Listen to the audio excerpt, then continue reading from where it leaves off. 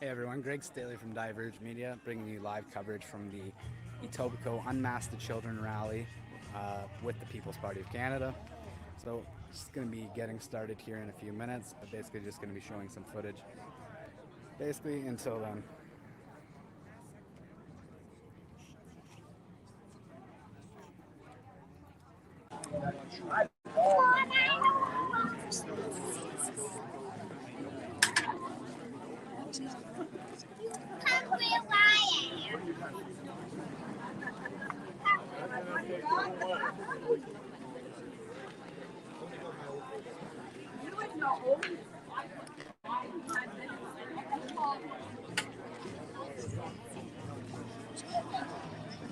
All right.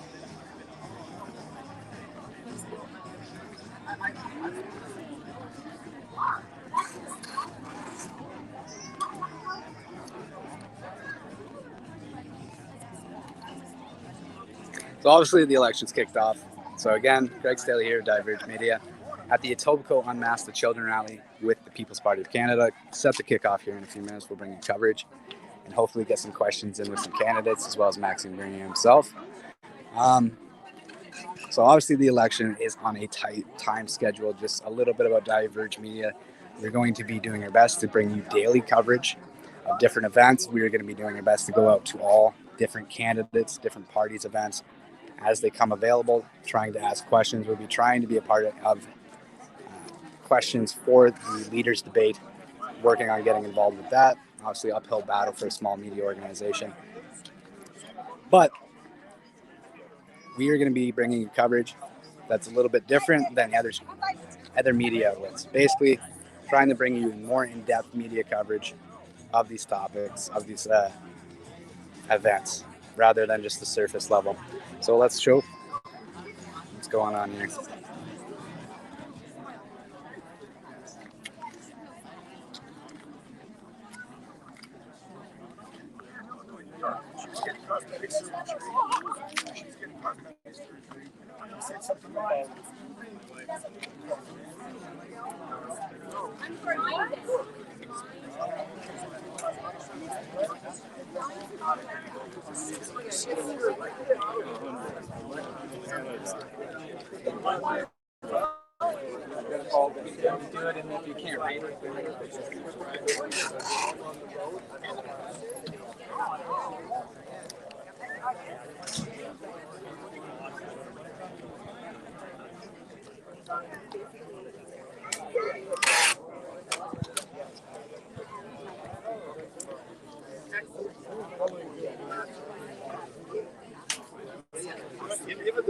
I'll fix you up. I'll make sure you don't you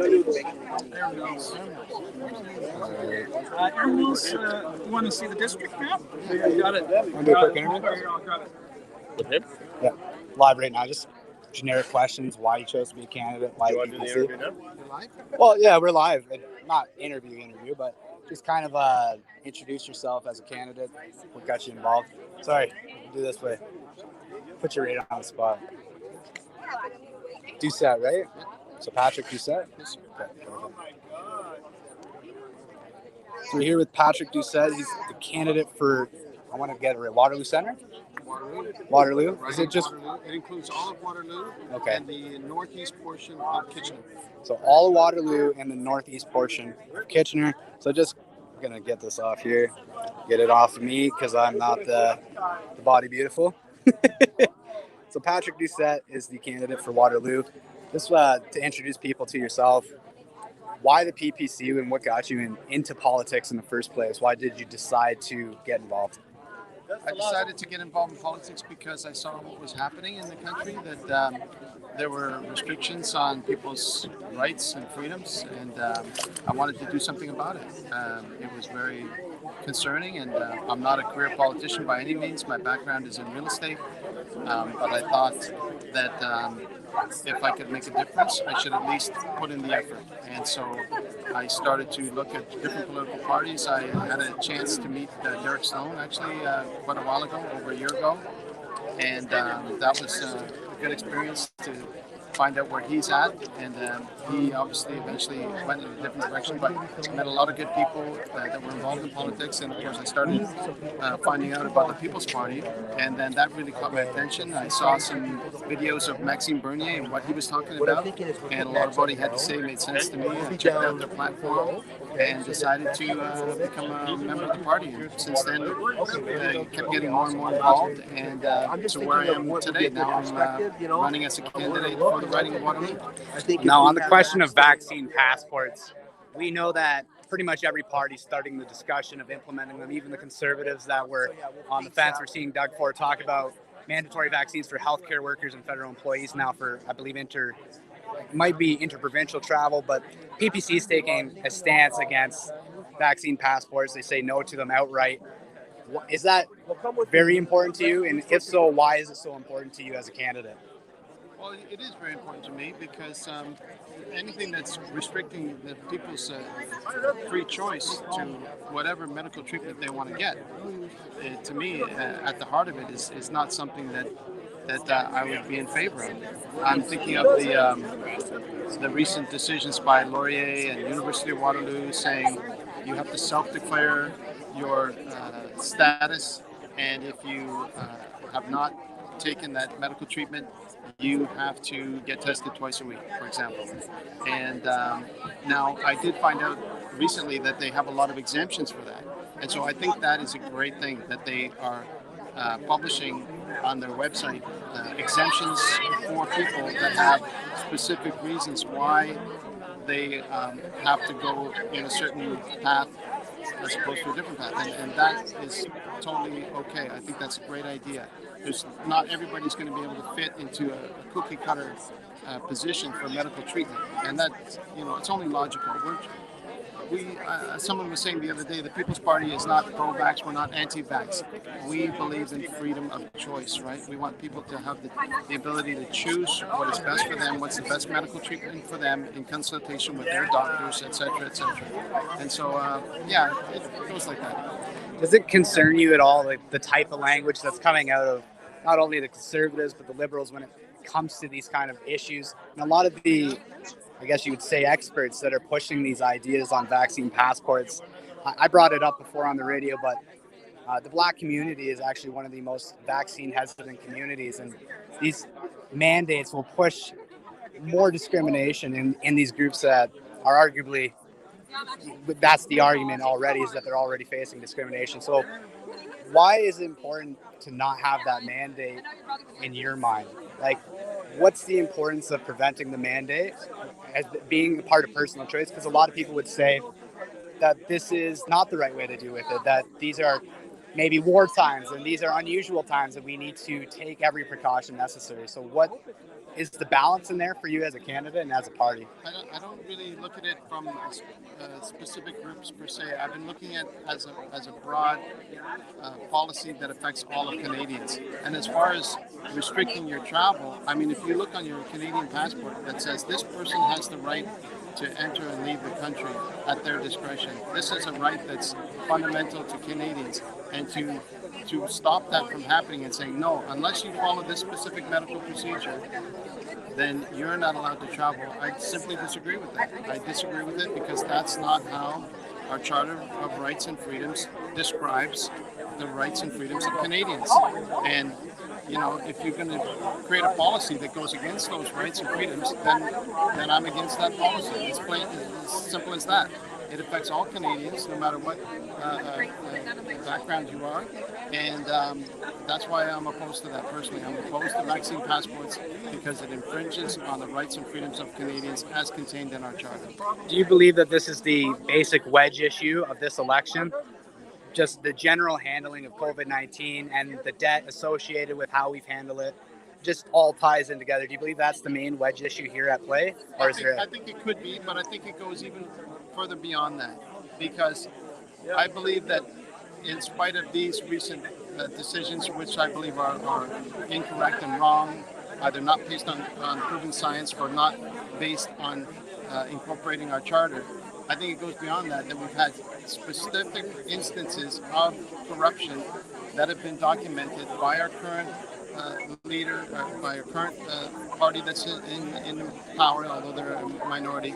The Liberal Party has been shown to have instances where they have not been forthright in dealing with their leadership position. You can look at the Trudeau government in dealing with SNC-Lavalin. It was a scandal.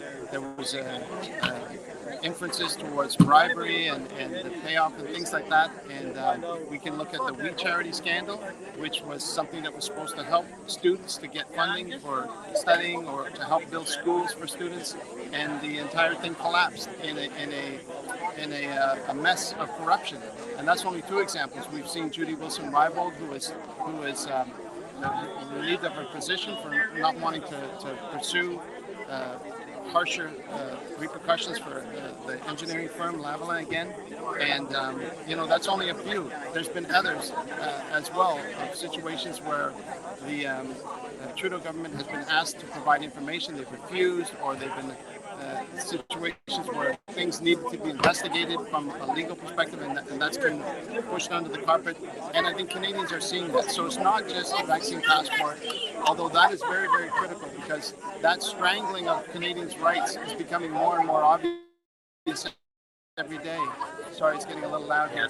The crowd is starting to fill in. Yeah, it's starting to get lively for sure. But it reaches into a multiple different areas, and as each one of these areas becomes more and more visible to the average person is saying, well, maybe we had a falling out with Trudeau. Maybe at the first it seemed like he would be a good leader, charismatic and talented. Obviously his dad was the leader of the country, and so there was high hopes. But those hopes are being crushed every single day. And as more and more people, I hate to use the term, but wake up to that, they're realizing that we do need a change. We need a serious change in government. And the Conservative Party has done essentially the same thing. They've fallen in line with similar Liberal policies, implementing a carbon tax when they said they weren't going to have a carbon tax. And so there's been no strong leadership coming from the Conservative Party. And so some people say, well, I don't want to vote for the People's Party because it might split the vote. No, we need a radical change. Split the vote People's Party, and let everybody else split their votes. You see what I'm saying? The People's Party is the only party that's standing up. Maxime Bernier is the only leader that's standing up for people's rights and traveling across the country and telling people, hey, these vaccine passports are wrong, straight out wrong. And where's the leadership in the other parties willing to come out and say that? There is none. So if you're talking splitting the vote, there's the PPC on one side, everybody else on the other side. That's how I look at it. So just in closing, Patrick Doucette, the candidate for Waterloo, why should someone part with their vote and give it to you, specifically you, not the People's Party of Canada, but why should people trust you to represent them in Waterloo? Because I'm not afraid to stand up and say what's right. I'm not afraid to stand up and say, hey, this is wrong. It's against our charter. You can't do that. We're not going to vote for policies that infringe on people's rights. That's why you should vote for me, because I will go to bat for you. I'll go to Ottawa and I'll stand up and say this is wrong. We've got to have policies in place that benefit Canadians. If someone says they want to lock down small business, I'm going to say no. You can't lock down small business when you're letting the big box stores stay open. It's not fair. Anybody can see that it's not fair. It's not even logical, right? It's not logical based on anything to do with health or anything like that. No, it's not. It's a matter of corporate influence that is causing bad decisions to happen. And I'm willing to stand up and fight for those things that are going to help the people in my riding, to help the people that are trying to keep their small business alive. That's what I'm going to fight for. So place your trust in me. I won't disappoint you. Vote for the People's Party of Canada in the next election. Thank you. Appreciate it, Patrick. Thank you. Thank you very much.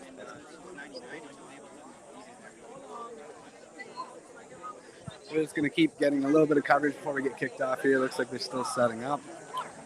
It's filling out, getting a little bit more lively. Let's come back here.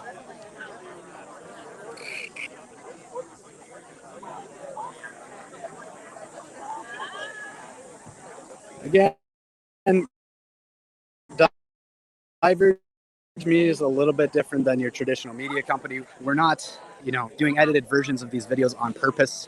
And sometimes that means the questions don't come out perfect. That sometimes means you fumble on your words, and it's okay. The reason we do these live events is we want you to see things firsthand as we see them, take our bias out of it as much as possible, and just present what we see and what's happening the best we can.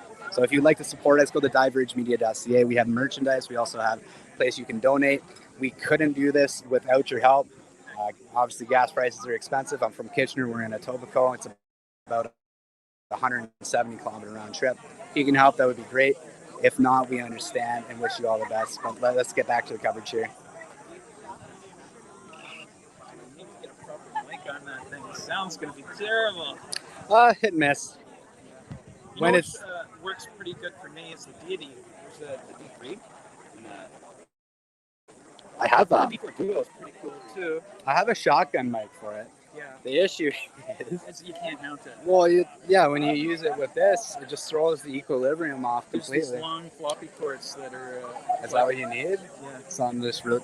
I got to look into it because it is an issue. That's why I get close, but either that or do a separate recorder and sync the sound because yeah, the ones that are built in, just none of the camera phones mics are going to give you anything like the quality. This one's not too bad as long as you're pointed directly at what you're doing, and then background noise needs to be down. But yeah, I've made the mistake before. Basically, like if it's pointed out this way, it's going to hear background, but if it's pointed right at me, it changes mic's direction. So this. Kind of nice that way. Yeah, it flips the mic. Yeah, depending on if you have front camera or back camera, it'll flip the mic, and so it's good that way. So as long as you're conscious of it, you can get away with it. I do have a shotgun mic, but it's like I said, it just ends up. I know it's hard off. To use with the gimbal, right? I know. And you're posting this mostly on where? On TikTok? It goes Facebook and YouTube, and again, I don't typically sometimes I'll clip stuff out of a live stream. But I typically try to do at least half hour and then cover the whole event because, we all have bias. I'm trying to take mine out of the most that I can. Of course, absolutely. I watched you guys for a while. I haven't spent a lot of time looking at your stuff. I'm Mike Bear, actually. I'm the candidate for Mississauga Iron Mills. And I also run Free Speech Media. I don't know if you've seen some of my stuff that's on YouTube and on Rumble. I think I've seen some of it, yeah. Yeah. So I decided to run for PPC or Mississauga Iron Mill. You want to do a quick interview? Yeah, sure. We good? So we'll just flip this. No, we'll go straight on you. I'll flip back. So you just facing this way, or how do you want to do it? We'll go this way just to get background noise off. The PPC sign's going up in a second. Let's wait for the banner to go up. There you go. How about that? Well, it's I got it.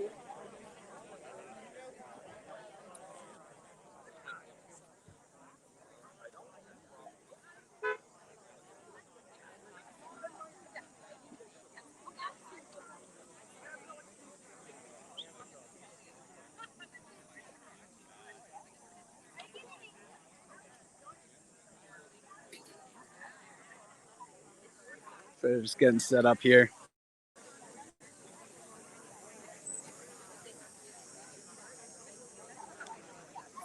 That's what I see.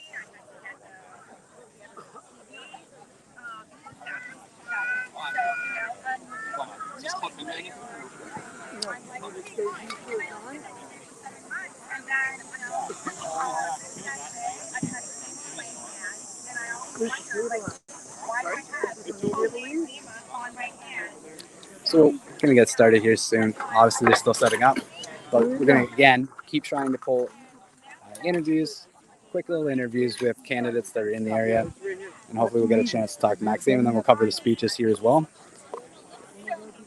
Continue showing everything that's going on in the meantime.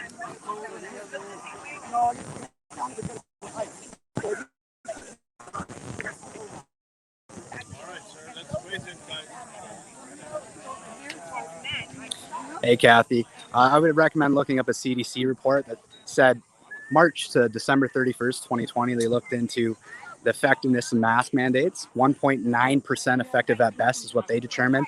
And that didn't include various things like social distancing adherence, washing of hands, staying home when sick. They didn't track these things. So I would ask if they're that marginal at best. And by the way, the Ontario Nursing Association lost on mandatory masks for influenza because there's scant evidence that they actually protected anyone. if this is the case, what are the implications long term on a child's development? What are the implications long term on the health effects as well of breathing in dirty masks? Because children don't change them out as often as they're supposed to.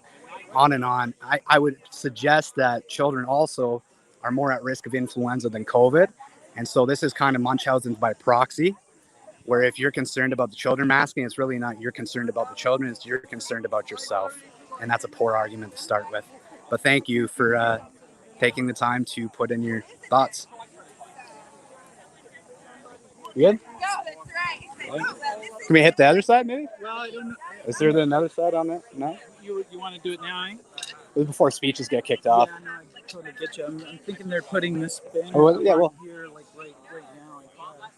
Sounds good. Sounds good. No, I got you.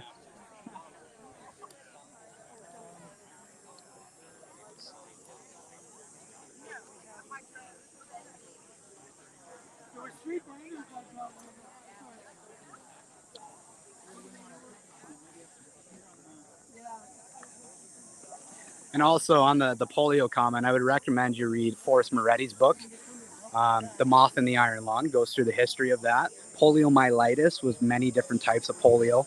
They were using lead arsenic at the time, spraying it on crops everywhere. And it's actually believed that this lowered the immune system. And these polio viruses have been around forever and seem to affect children at that time in history. If you put two and two together, you can actually trace the outbreaks of the gypsy moth that had invaded the United States and their spraying of lead arsenic with the cases of rising polio, which, by the way, they were referring to poliomyelitis, not a specific polio strain at the time.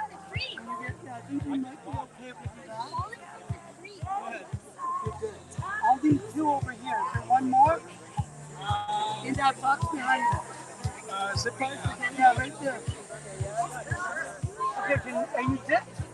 So again, Centennial Park here in Etobicoke for the Unmasked Children Rally, the People's Party of Canada. I'm going to walk away from the music here so I don't get hit with a copyright strike, as seems to happen. We all take a lesson.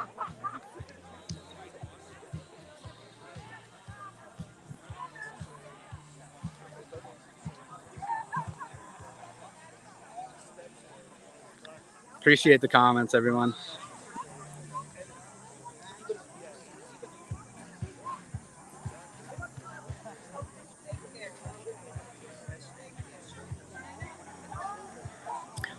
Yeah, the poliomyelitis and polio stories then fed to people incorrectly over time. And if you look into the iron lungs too, that everybody likes to use that image, most of them sat empty in the hospitals. They were too expensive to use, and they weren't really common at all.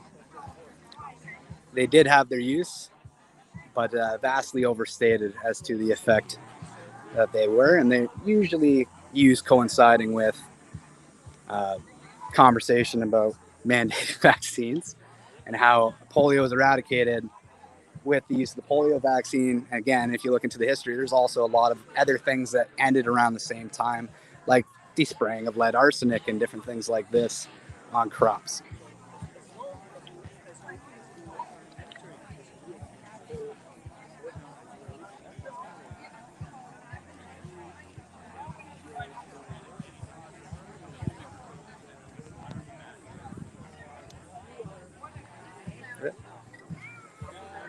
Yeah.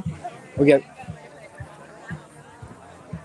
Just get your name so I can get that right. How's it looking for the shot? Oh, we're good. We're good. Close, just on that mic, and then turn away from the sound. Just turn away from the sound here. So just introduce yourself and the riding you're in. Yeah. Hi, I'm Mike Bear. I'm running with the People's Party of Canada for the riding of Mississauga Erin Mills. Okay, so same questions I asked Patrick Doucette. What got you into politics in the first place, and why specifically the People's Party of Canada? Well, the People's Party of Canada specifically because they're standing up for freedom, and we desperately need freedom in this country. I don't know if you saw on Sunday, Trudeau said the answer to tyranny is to have an election. And so I agree with him. I think that the tyranny that we've seen over the past couple of years has to end. We have to stop these unnecessary, unlawful, unconstitutional measures that we've been taking. It has to come to an end. Let's go on that a little bit. 17 months we've been through this. We haven't heard a question of cost-benefit analysis. Legislator hasn't been debating these issues. I mean, what are your thoughts on that, just as a citizen, and then as a candidate? Could you elaborate a little bit from the perspective of the party? It's been a disaster. The government's response to this pandemic has been a total disaster. We should have followed the lead of countries like Sweden. They did not have any lockdowns or mandatory mask mandates or mandatory vaccines. They ended up with one of the lowest death rates in Europe. All of the things that we've done have not been proven to be effective. These masks do not. The Danish study showed that they don't have an effect. So there's no real good reason, and there's no reason to force them on children. Absolutely. Do you feel like a lot of these measures and the restrictions that put in place, it's not that they work, it's that it's the perception that the government's doing something?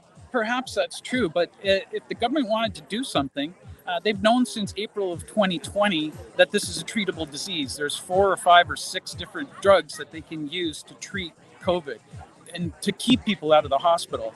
One of them is colchicine. It's just an anti-inflammatory drug commonly prescribed for gout attacks. That can drop the death rate by 50% alone, that one drug. Well, when we have a health minister who says things like vitamin D is a conspiracy theory, it makes you wonder where the health advice is really coming from.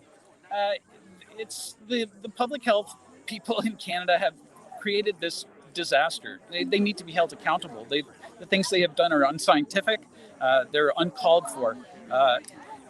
Dr. Peter McCullough just had a talk, and he said that 85% of the people that died from COVID could have been saved if they'd been treated properly.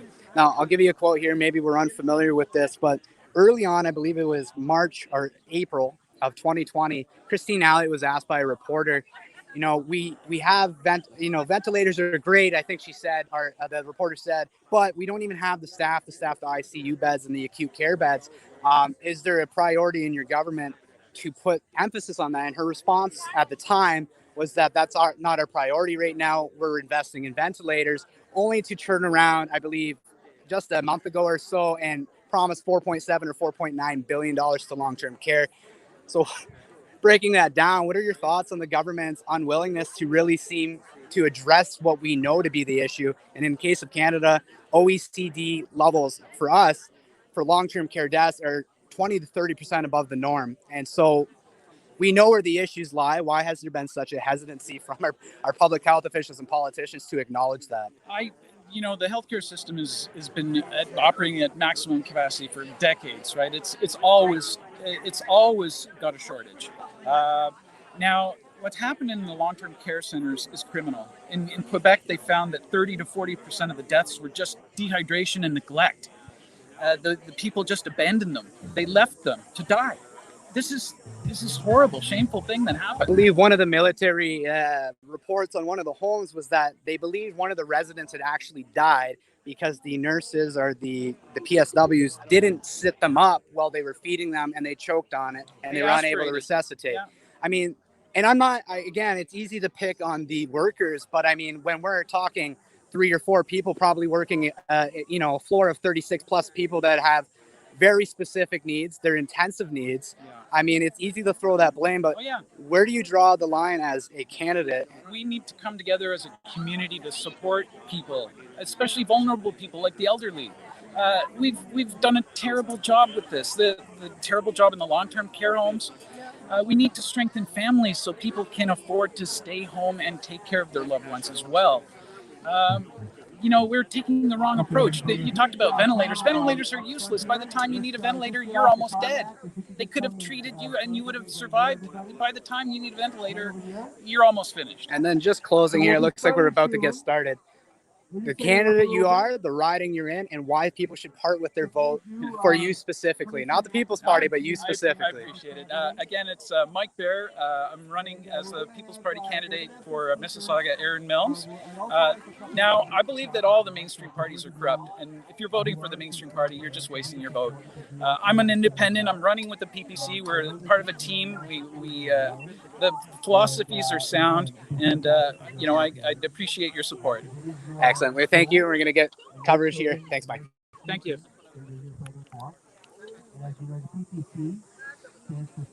So we're just going to get about your freedom.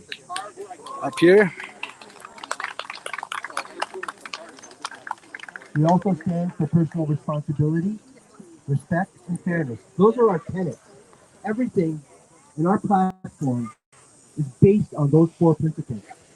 And they have never changed, and they won't change in the future either, just so that you know.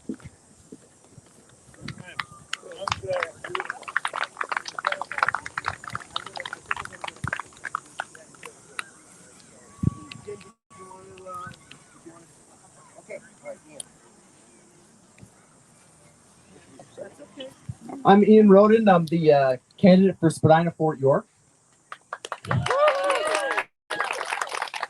It's amazing to see everyone here. I don't want to be doing this.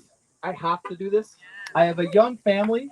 I have a business. I have a couple businesses. I want to spend time with my family and my businesses, but it's impossible now. The government has made it impossible. I've been to many of the anti-lockdown rallies, and I met one guy, and he actually worked at a pharmaceutical company, funny enough, and he said that any plan that involves 100% compliance is doomed to fail. And we can see every single plan they've come up with has failed, and we need to stop it.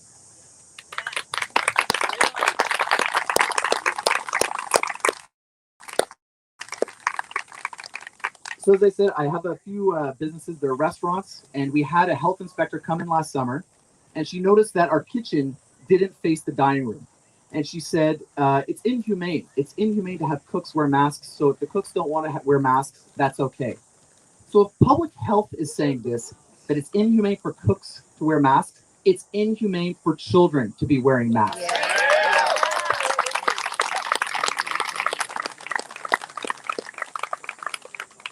Another thing, being in restaurants, it's a burger joint, so it's very smoky. And so HVAC is an everyday thing in my life. I don't know if people know what HVAC stands for. If you see the trucks driving by, heating, ventilation, air, and cooling. And we hear a lot from the teachers' unions that they need ventilation, and this ventilation is no good. And do they not change the furnace filters in a school? Like, I don't understand it.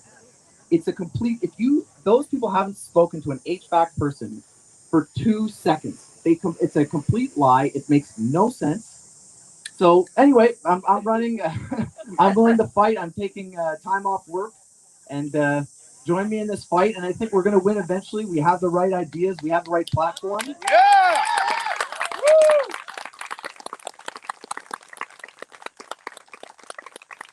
But we're going to win eventually, and why not now? Let's win now. I'm ready to work. I'm ready to go. We have 36 days. It's going to be a dog fight, and let's go. I'm ready. Use me as your conduit, and let's get this done.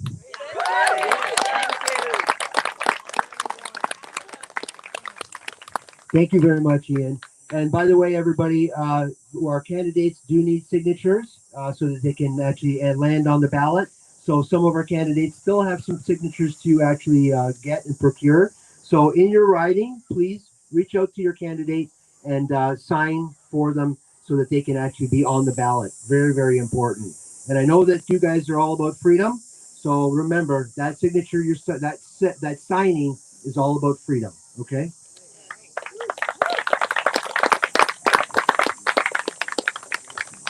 How you doing, everybody? Jim Butsikakis. I'm running in Etobicoke North. Like the previous speaker, Ian, I never thought I'd be doing this. We're business owners. I'm a father of 2. I'm compelled to do this. I love my country. I heard the Prime Minister when he announced an election. He said that he needs a majority. Well, we don't care what you need. We don't care what you need, Mr. Trudeau. You know, he's a phony. He's a fake. He's a fake environmentalist. He's pulling out his second jet. The only prime minister to ever have two jets running around campaigning. He speaks about the environment, but he's canceling pipelines while tanker trucks, which use the equivalent of a 50,000 people city, are in our docks. This guy's a phony. He's not a feminist. You saw how he treated strong, able, capable women. You saw what he did to them. He's a phony. These people are public servants, guys. Public servants. They serve us. They serve us. They get up every day and find new ways to limit our freedoms. I'm not going to take up much of your time, but listen, we're all about freedom. Max, I've watched him for the past 2 years. The man is from coast to coast. You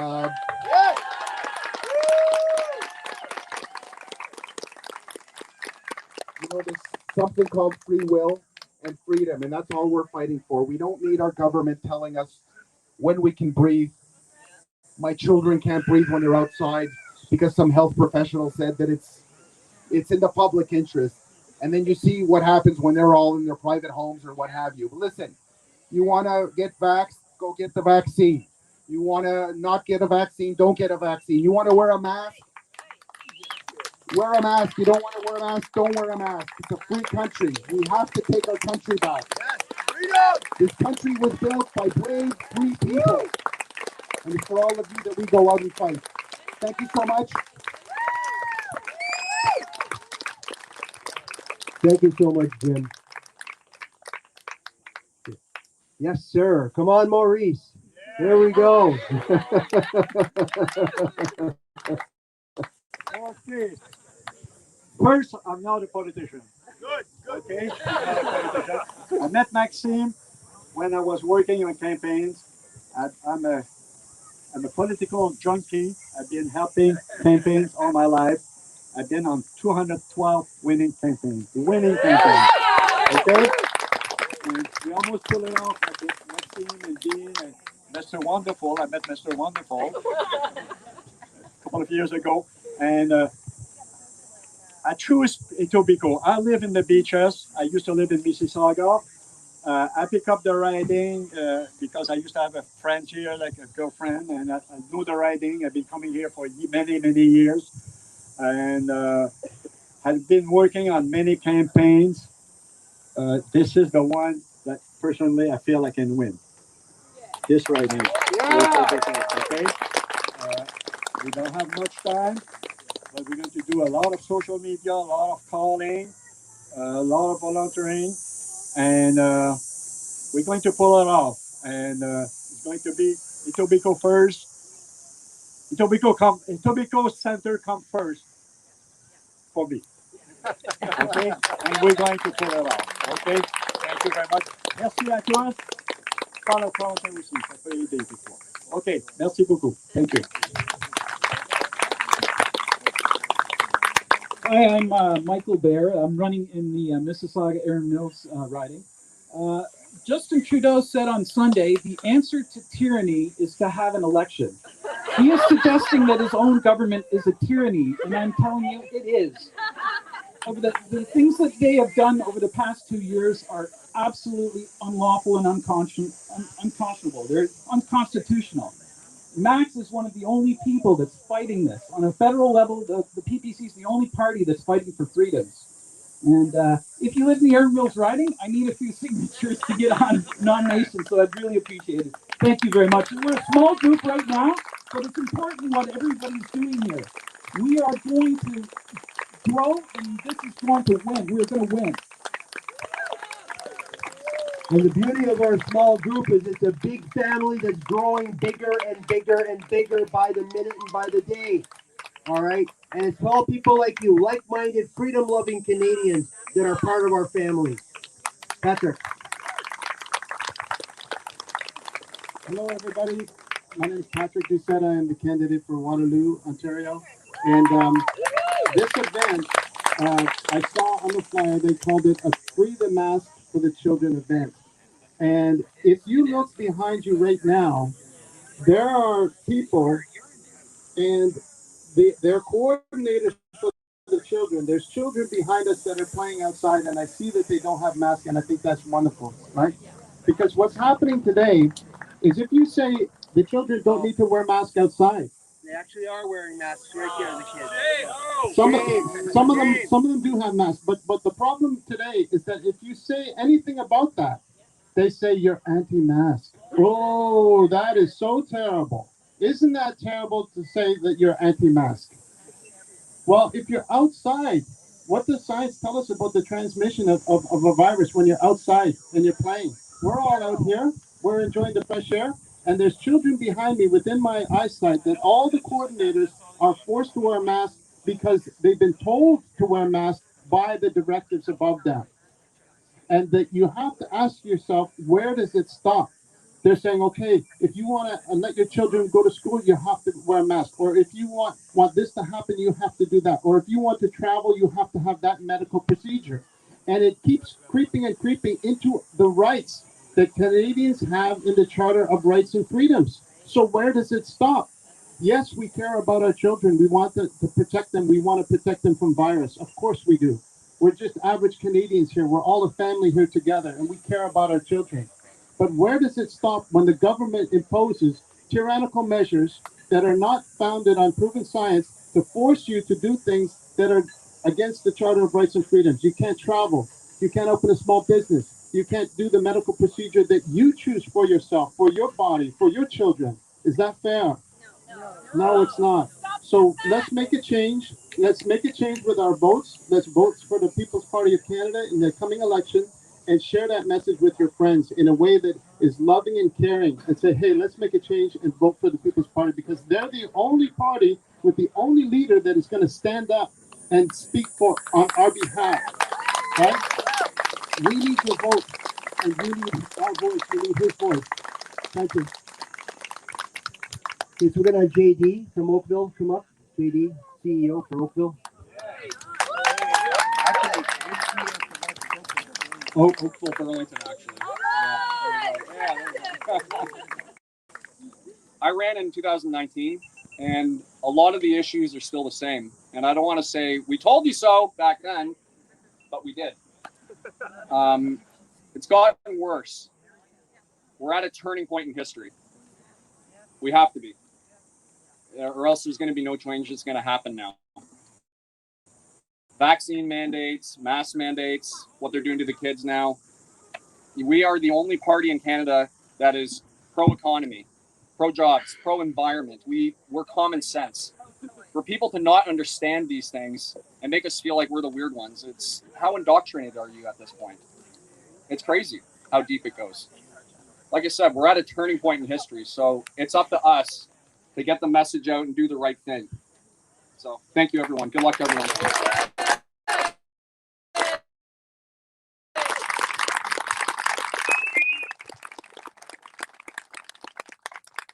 Okay, so I'm going to have Max come up and say a few words. And so here we are, Maxime Bernier, fighting for your freedom.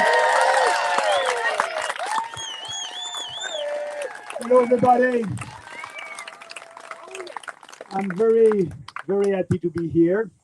First of all, as you know, we built that party more than 3 years ago, and now the movement is growing. I can tell you that I was in Western Canada, in Quebec, actually last Saturday in Montreal. I think that was the biggest crowd for me as a politician. I spoke in front of about 55,000 people. So all these people will support us. That was a march against the vaccine passport that will be imposed in Quebec the 1st of September. But that's only the beginning. That's only the beginning because more and more people will stand up and speak out against that. So I want to have a discussion with you, but before that, I'm a politician, and you know, the establishment politicians, every day, they are doing a press conference in front of the national establishment press and about their promise of the day. So I'm a politician, but I'm doing politics differently. So I will read my press release. It will take 3 minutes. That will be my promise of the day. But too bad that I don't have the mainstream media in front of me. But that's great that I have real Canadians in front of me.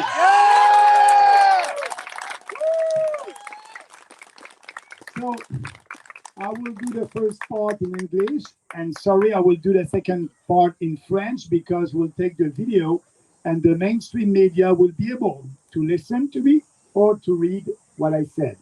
So let's start with that first. Okay, guys. I don't need it. Perfect. Election campaigns are a very predictable affair. We already know that every day over the next few weeks, the leaders of the other establishment parties will make costly and unrealistic promises to bribe Canadians and buy their votes. They will promise new spending programs that specific electoral clientele, subsidies to some businesses and industries, grants and privileges to influential special interests, all that financed by borrowed money. Funding also for projects in various communities that should be the responsibility of provinces or municipalities. All the other parties play this game by buying votes. We know that many of these promises are just lies and that the next government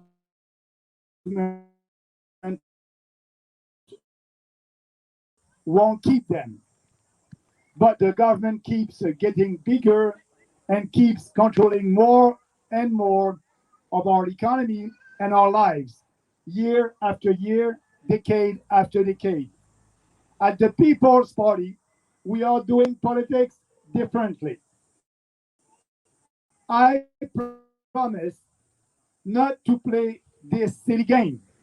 I will not be appealing to your immediate self-interest, but to your intelligence and your love for our country. Yes!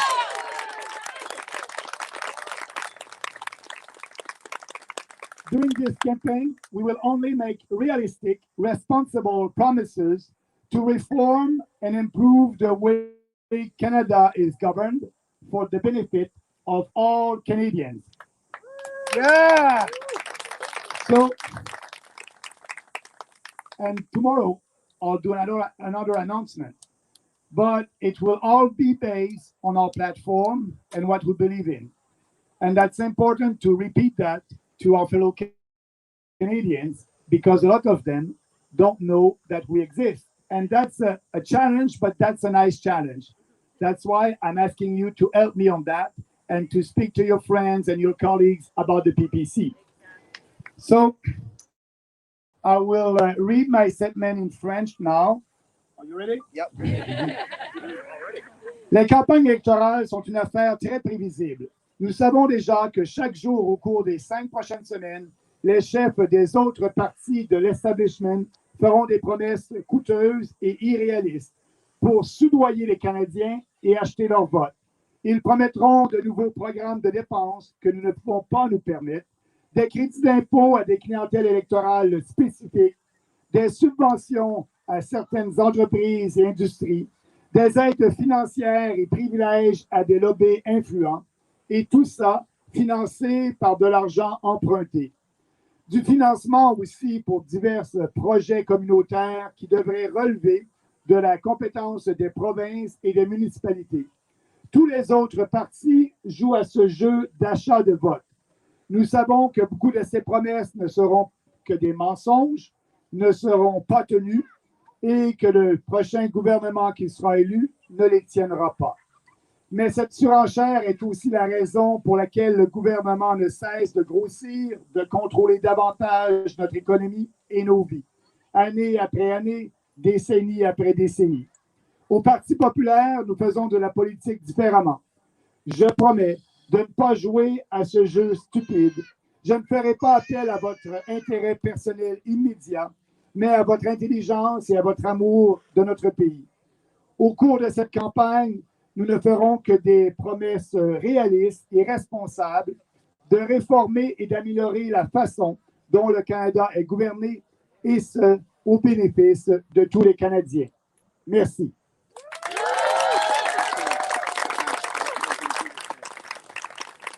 So, we'll see what the mainstream media will do with that. But speaking about the mainstream media, I think I will have a good news for you this Saturday. Because this Saturday morning, the debate commission will have to decide if I will be part of the national debate. And the only criteria for me to be part in this debate, it's for us to be at 4% on average in the polls before Friday. And we had a good news today. I think in a poll we were at 6%.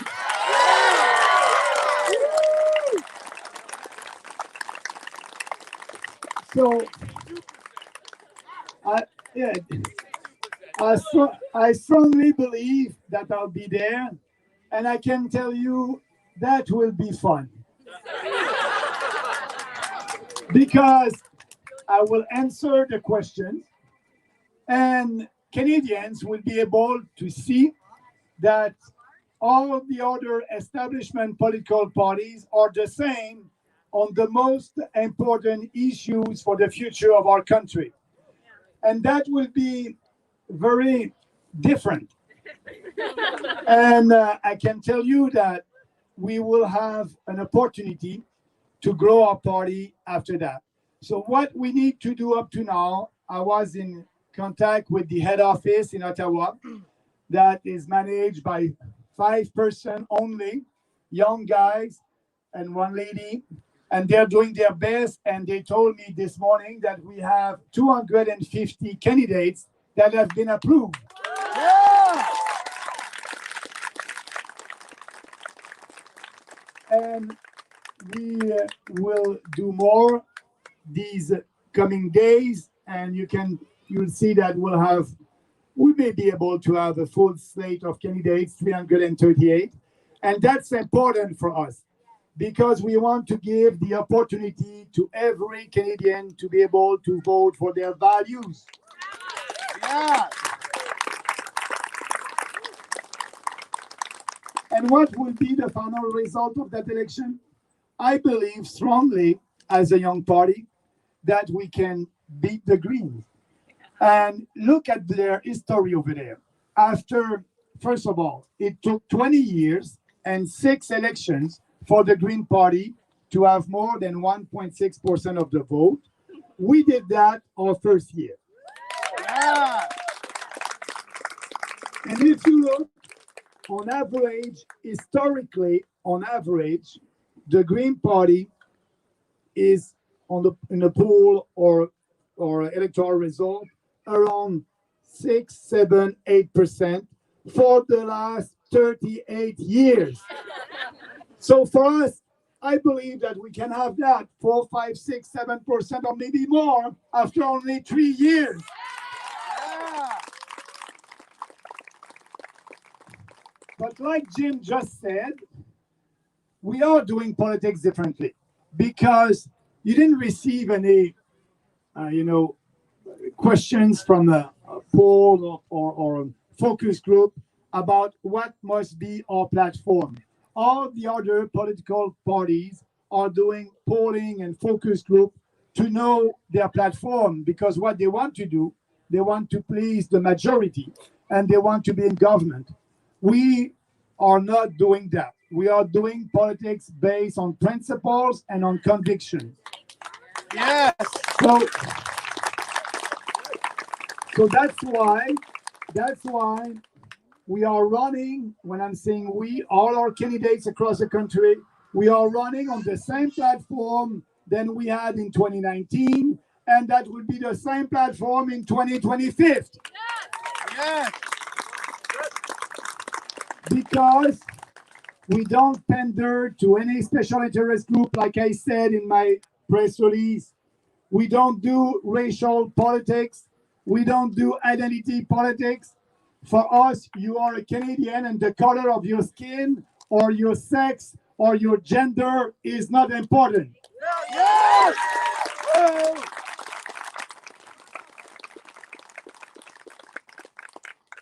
But we will focus on 2 or 3 policies during this campaign because it's a short campaign. So if you want to know our platform, go on our website, People's Party of Canada. But one policy that will be important, and I will ask all our candidates to start their speech, their debate, speaking about that policy.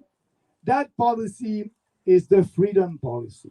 It's against lockdowns, mask mandate, curfew, stay-at-home policy, orders, and the vaccine passport. So,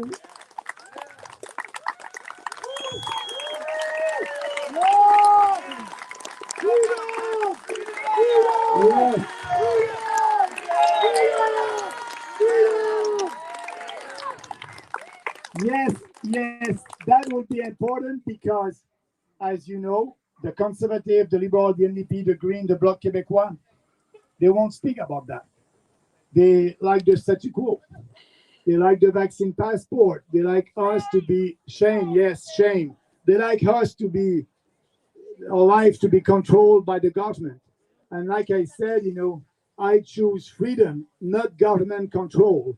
And I believe that a lot of people will do like that also at this election. It's so important for the future of our country. And speaking about young people, we are here today because we want to officially protest against mask mandate on our kids.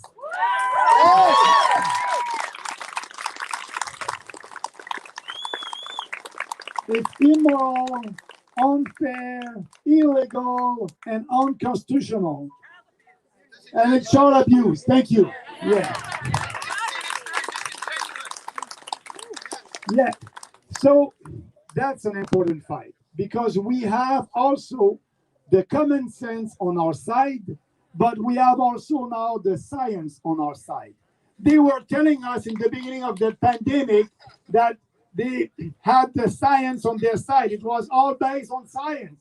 1 mask, 2 masks, 3 masks, all based on science. Now we know, after more than a year, the real scientific, the real studies has been done, and we have the result. You have a mask or no mask, it won't change anything. And if you're outside like that, there's no risk of spreading the virus. So the common sense, the science on our side, but what we must do, I will ask you to do what I did when I was in Manitoba. As you know, I was in Manitoba and to do my Mad Max Freedom Tour over there, and I was arrested, handcuffed, and put in jail for a non-crime after a political gathering. But what I said to the police when he asked me, do you have any weapons? Do you have anything that can hurt me? I said, only my words. Only my words. Yeah. My words are my weapons. And I will use my weapons for the next 20 days. And we will be able to win. But I'm asking you also to use your words, to use your weapons, like I'm doing, because we had last time 300,000 votes. If each one of you is speaking to 10, only 10 more people, that will be 3 million votes. That can be 16% of the vote. Yeah! So it is important because when tyranny becomes the law, revolution becomes our duty. It is our duty to speak about what we believe openly with passion and conviction And we will be able to win that debate because we are doing a common sense revolution, an ideological revolution together.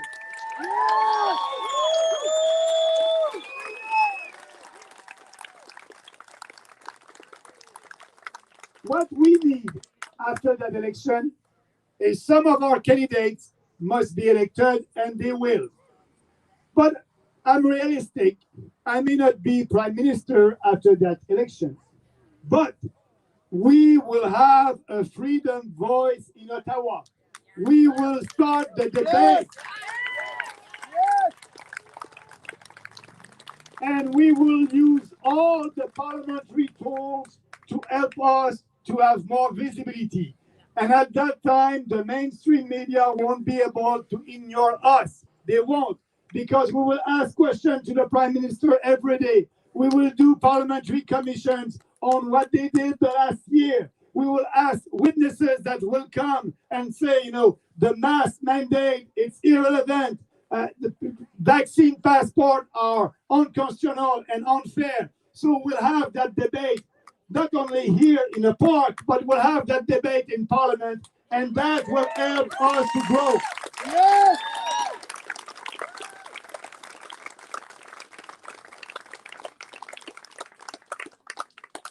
So I'm doing politics, and a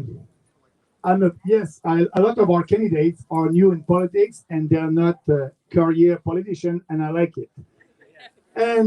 But when I jumped into politics, I was 43 years old. I did a career before in the financial sector in Montreal, and I decided to be in politics to fight for a smaller government and more freedom. I tried to do it inside the Conservative Party, as you know, and I said that at that time when we created the People's Party, that the Conservative Party of Canada is morally and intellectually corrupt. When I said that, some people were surprised. Oh, it's big words, Maxime. Are you sure? But now I believe that a lot of conservative members understand what I said at that time, and they're coming on our side more and more and more.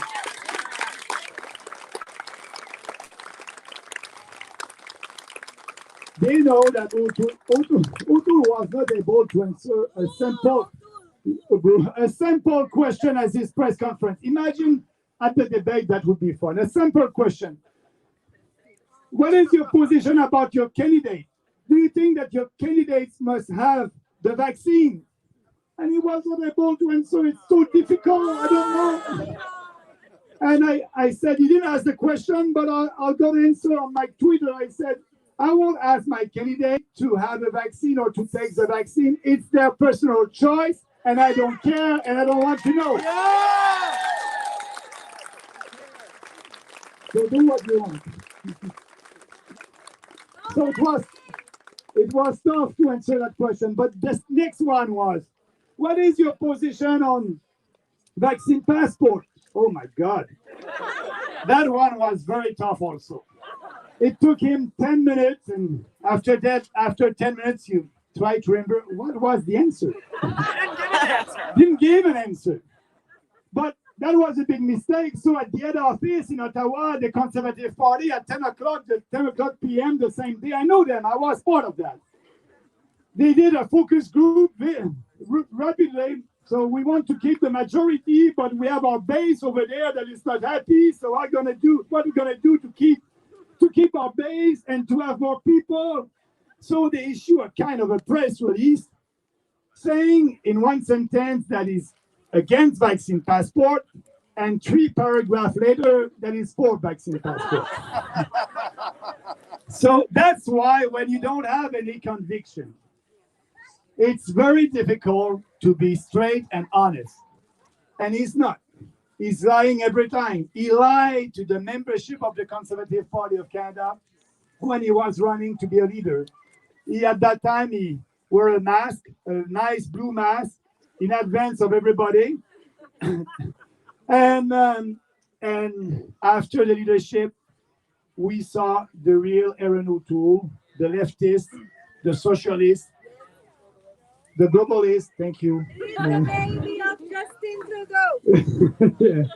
So we know him, and that's why I'm telling you we can have a lot of support coming from the real principled conservative people in Canada. But not only that, in Saskatchewan, the person that is in charge of our organization there is a former volunteer for the NDP. Awesome. I said, "Why are you with us? You know, I like your support, but you know, are you a spy?" and no, he's not. And he said, "You know, I don't like what I'm seeing right now with all these parties, and for me, my freedom is more important than anything. And that's why I'm with you and I will support you." That's a great reason.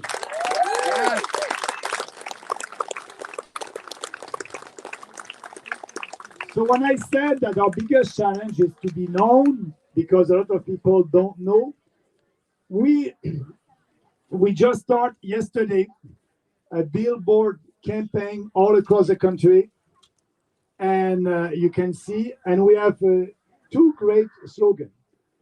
And I hope that you will use, speaking to my candidates, that you will use our slogan because I like them. And we must answer the question for Canadians that don't know us. Why I must vote for the PPC? Because the other options suck. It's simple like that. And the second slogan is, you must choose something different.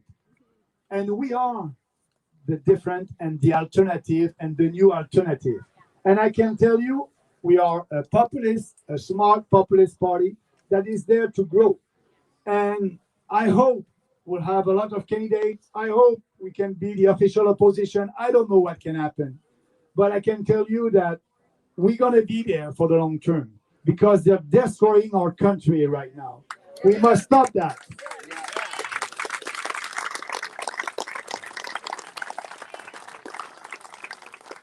So some of you must say, how come the Trudeau government, the provincial government here, how come these governments were so efficient with their propaganda? They were efficient because they're doing politics based on polling, and they scared the population with that virus. The fear was their best argument, and a very effective one. But to be sure that they're going to be able to influence our population, they use fear, they use propaganda, they spend millions of dollars in ads all across the country, in local newspaper, national newspaper, radio station, TV, everywhere. So you use fear, you spend a lot of money, you create a huge deficit, and after that, you use censorship. Like in a communist country, you censor your opponents. And if you're not able to censor your opponent, you're going to put your opponent in jail. That's what they're doing. Ooh. And after that, they use the police to help them. They ask the police to give us tickets. But I can tell you that I have maybe for $15,000 of tickets coming from here in Ontario. I won't pay them, and actually they don't want me. And they don't want me in the court to challenge that because they are always postponing the date. I was supposed to be here in Ontario for my first ticket. I think it was $300,000 at the end of June. They postponed that it was the 25th of July. I called, oh no, we're going to postpone that again. And now that's the 24th of September. So they are postponing that because they know they won't be able to win in court. We have the law, we have the Constitution on our side.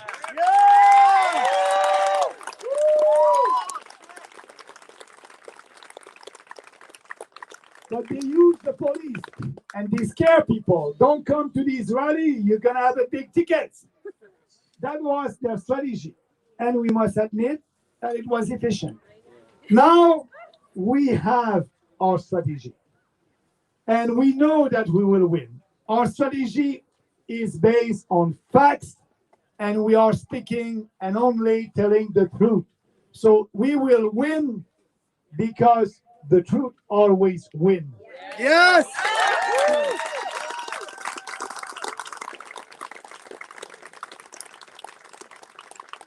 And you can count on me, and I hope that I can count on you. I need your vote, your support, but I believe that Canadians need our voice, the voice of the people, the voice of the People's Party of Canada, the voice of freedom in Parliament. It will happen. We will be there. The mainstream media will have to cover us. It will happen. It's a question of time. I just know when we're going to win all that. We're going to win the first battle, maybe at this election, but I believe that we're going to win the war a little bit later. But I'm patient. Yeah. I'm patient, and I count on you. You will help me to win that battle.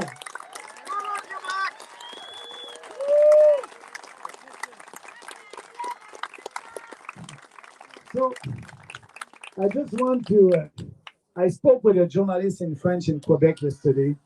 No, that was Sunday after the big march over there. And he said, Maxime, how come were you there? I said, that was a march against the vaccine passport, and we are against that, and the only party. And the journalist said, yeah, but, if you don't want, because I said, I don't want to show me your papers society. He said, if you don't want to show your papers, you just have to take the 2 shots, and that will be it. I said, I won't, and that's my personal choice. But I said, no, you're not right. Because whether you have the vaccine or not, it's irrelevant. It's irrelevant because every Canadian will have to show their papers. You'll have to show your vaccine passport, or you'll have to show a negative COVID test. Everybody will have to show their papers, and we don't want a show me your papers society. And I believe that people who have the vaccine will be with us on that. Yeah.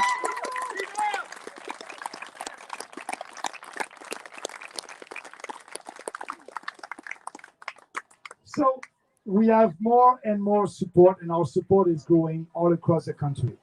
But now it's a question of time. It's a short election, and like Jim said, our candidates are here. They need your signatures. Every candidate need 150 signatures from people living in their riding to be an official candidate under the Election Canada. So I count on you to do that.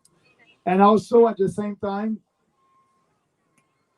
our candidates will do, and I want you to support them, because we are asking them to do debates with the other. You have a local debate here, and I can tell you that they will be very good because they will have fun like me. They will have fun. It will be everything about the truth. No to Paris Accord, no to vaccine passport, no to a big fat government that is telling you what to do in your life. Because we believe in you. We believe in you at the People's Party. We believe that you know better than me what is good for you. And we have faith in you. We have faith that you have the ability, the dignity, and the right to make your own decision. Yeah! To make your own decision and determine your destiny. So that's why the campaign, the major theme of our campaign will be the Freedom Revolution. So I hope if you don't know and you want to know more about our party, go on our website, peoplespartyofcanada.ca. You'll have all the platform over there, and we are in the process to update it. And it's easy to update our platform. We don't need to do focus group. We just need to change. We just need to change Andrew Scheer by Aaron O'Toole. That's it. So we are doing that now. And I just want to say in the end, and I like to quote because, you know, I know that he was a Democrat in the US, John F. Kennedy, but that quote is so actual. Is so actual. And he said that in 1961. And when he said that, that was at his inaugural speech in Washington. John F. Kennedy said something that is, for us, that's what we must do. And he said, in the long history of the world, only few generations have been granted the role of defending freedom in its maximum hour of danger. In its maximum hour of danger. And he said, you are that generation. This is the time, and this is your role. So that's what I'm telling you. The main message from me to you, we must defend freedom in its maximum hour of danger. This is your role. Now is the time.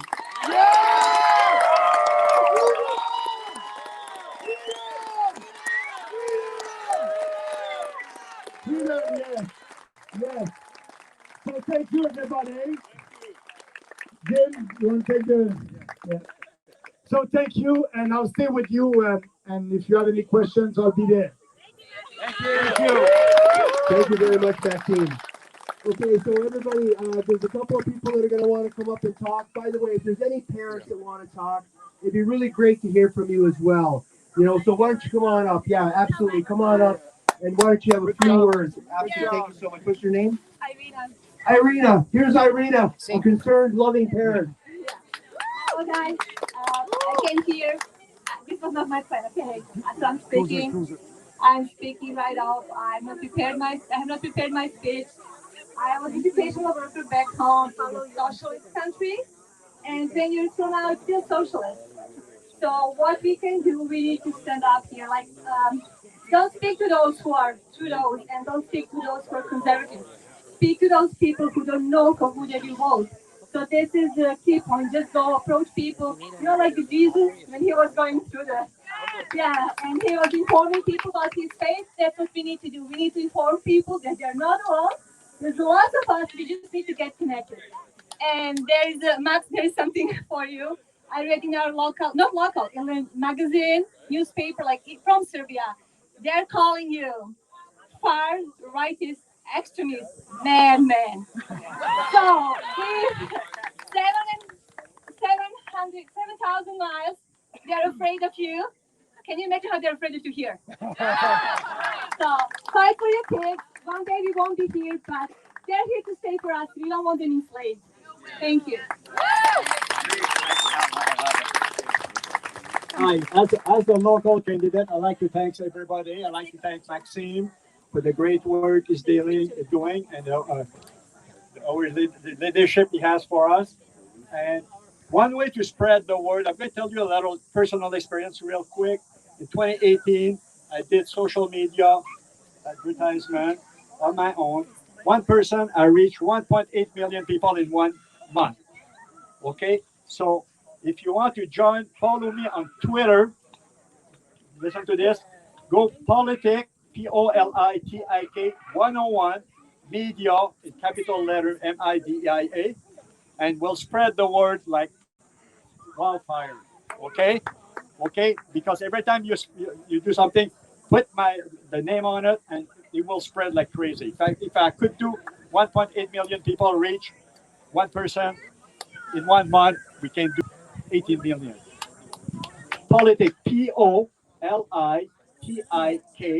101, capital media, MEDIA. Okay, follow me and then retweet. Okay, thanks, folks, and let's do it. Okay, Jen, come on.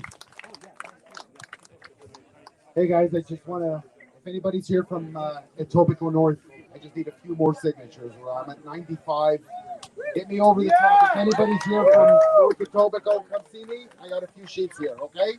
And let's get a big hand for Max. And thank you all for coming out.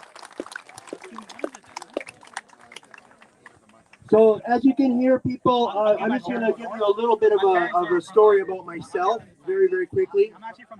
I actually created buttons that has said it's about compliance and not science before I actually joined the PPC party. When I joined the PPC party, I felt very, very passionate about the fact that our freedoms are so important in our country that are being not just eroded, they're gone. Like literally, they're gone. We're in an illusion right now thinking that we have freedom. That's the reality. The things that are happening in our country is what my parents ran from and what my father was hunted for, which was his fight in the revolution in Hungary. I was the second family. His first family was murdered. And so was my mother's family murdered through that process of that revolution against communism. And that very communism is on our doorstep right now. And my involvement with the party has been ever since I saw people wearing masks. When I saw people wearing masks, it horrified me.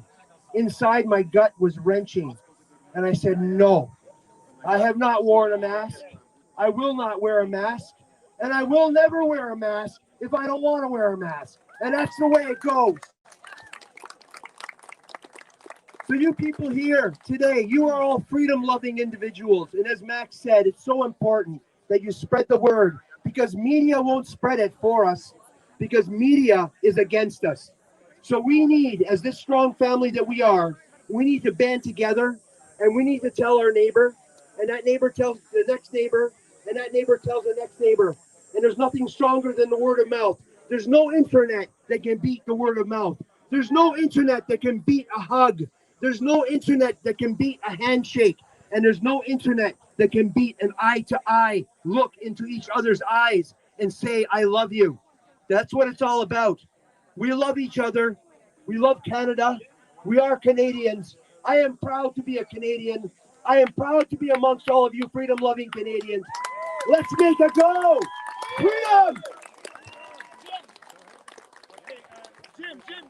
Just a reminder, I'm Spadina, Fort York, and I need signatures. If anybody's from Spadina, Fort York, please come up and sign for me. That'd be fantastic. Thank you. Thanks, everyone, for coming. Anybody else want to say something? Or? And I'm for Oakville, so if anyone is from Oakville, please come sign for me as well, please. Thank you.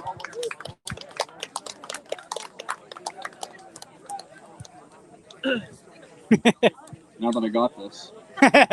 Wield too much power. Don't take the jab, all right? Don't do it.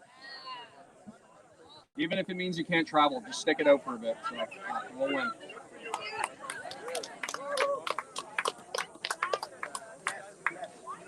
Come on. It's a lot of pressure. Good, now for my improv script. Right.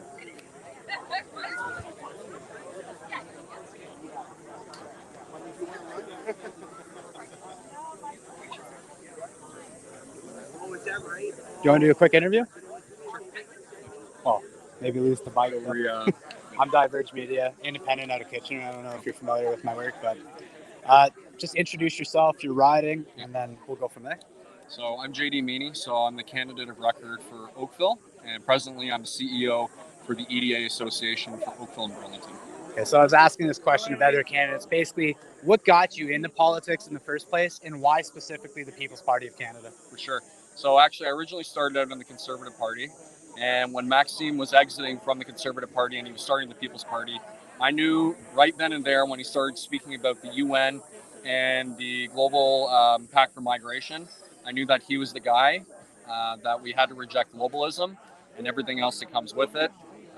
Sure, there are some positives too, that, you know, we can have an economy that I have access to different countries, different products and resources, but at the end of the day, we do need to be protecting our own nations. So I felt that was really an important issue for the People's Party of Canada, that we were pushing that. You feel, it sounds like you don't think the correct balance is struck. There is obviously benefits to globalism, like you said. You can have access to other materials, things we maybe don't have access to.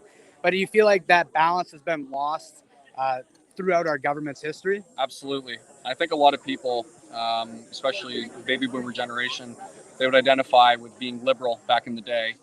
Some of them are still stuck in that mindset, and they haven't really understood that the Liberal Party of Canada is no longer the Liberal Party that they grew up with, that it's changed. You could say that lots of former Liberals have gone into the Conservative camp. And then I could say from there, lots of former Liberals and former Conservatives have gone to the People's Party. And I'd say that our values are traditionally Canadian. We uphold those values, and that's very important fundamentals for us. Just touching on the debt that we've accumulated during all these restrictions and lockdowns, I think we're sitting at approximately 1.2 trillion in debt. Obviously, concerns of interest on that debt, things like taxes on the other side of this election likely, and perhaps service cuts. Why is it so important to the People's Party to balance the budget within a 4-year term? So we want to make sure that obviously the country doesn't go bust. We don't want to have to sell off infrastructure. That's something that we're going to be faced with. If you look at the 407, that's something that Ontario failed at years ago. We don't want to have to repeat that same problem again in Canada. Obviously, there's tons of consequences that are, not having a fiscal government. And then just closing out, your name one more time, your riding, and why people should specifically part with their vote, not for the People's Party of Canada, but for you. So JD Meany, so again for Oakville. I would say I'm young enough, I'm ambitious, can't be corrupt when we're young and new into the game, so, you take a new chance on us. Appreciate it, JD. Thanks. Cheers. Nice to meet you. Oh. We're going to keep trying to get a few more interviews with different candidates. Obviously trying not to impede their ability to do their work here. Mississauga Lakeshore. I'm new to the People's Party of Canada, but I'm not new to being an activist and standing up for our rights here. For 10 years now, I've been working against the CBC who keeps trashing our business. So I know a lot of businesses like mine, small businesses, are going through the similar things. Since joining the PPC, one thing's apparent: there's no top-down structure, no dictatorship. It's as though the candidates are a coalition of independents, a party by the people for the people. It truly resembles a republic. No influence from the Queen, no influence from corporate lobbyists, no influence from non-elected one-world organizations. The candidates are told your choice. What's surprising, the messaging all comes out the same. The candidates are united by the force greater than politics. They are driven by a will to preserve the Canadian identity, advocate for freedom, a smaller government, an end to medical tyranny, an end to power-hungry governments, an end to lockdowns, a new beginning for Canadians. Thank you. Sorry, that was I realized I was like, that kind of probably looked awkward. It's not my fault, I think. Do you want to do a quick interview? Sure.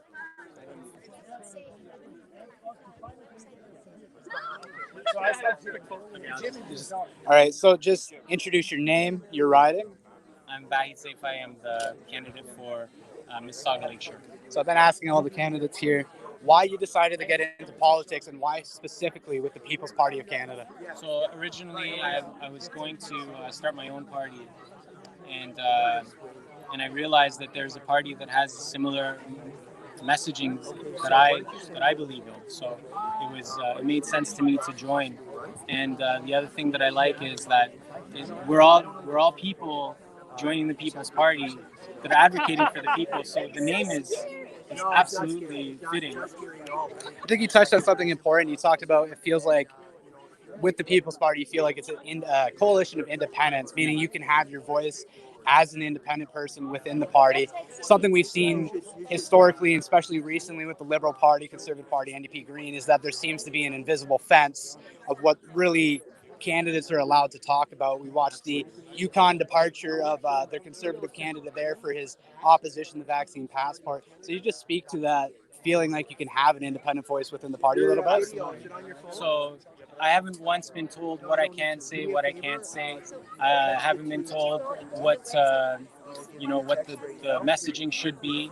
We have a platform that I agreed with when I joined, so and nothing's changed in the platform. Like as Maxime was saying earlier, we don't take polls and then change our platform based on what's popular.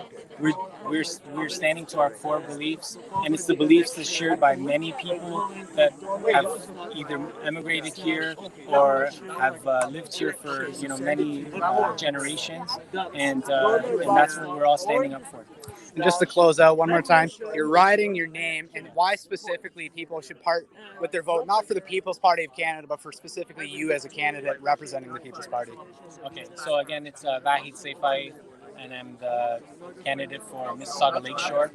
I believe that the People's Party is the only party in Canada that stands for the Canadians' freedoms, and myself too.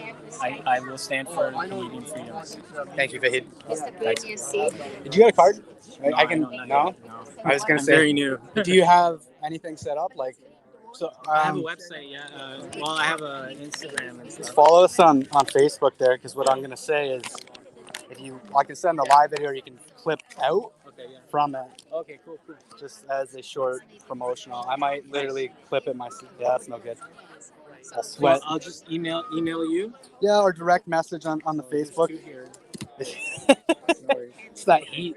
But yeah, that way if you want to use that, then you can have something to promote with a little bit. But good luck. Cheers.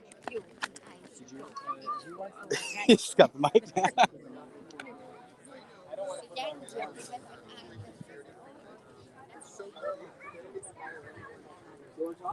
So again, we're going to try to get a few more interviews with some candidates.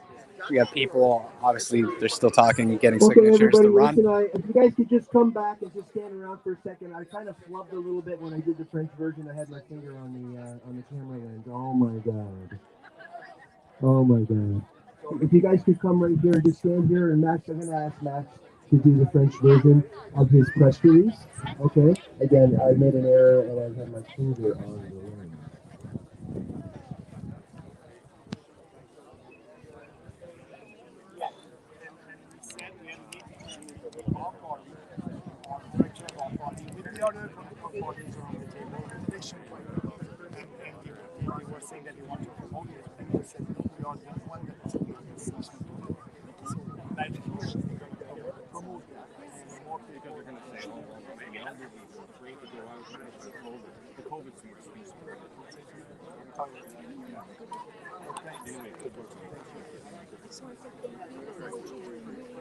This gentleman would like you to say, sign this flag. His dog's a little bit rambunctious, but I need you back. I need you back. That's got to be a first, I got to say. I like it. Anything there. Thank you very much, Max. Your pup is right there. Pup is there. Pup is there. Sit. Do you have a website where you don't have people representing you, right? Do you have all that mapped out there? Yes, I do. Yes, on the website. But also,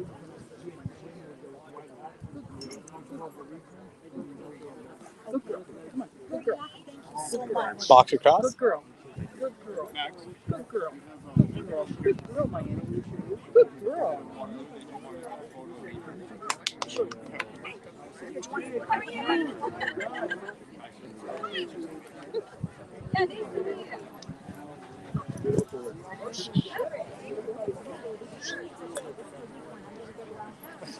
No, you've been mistaken.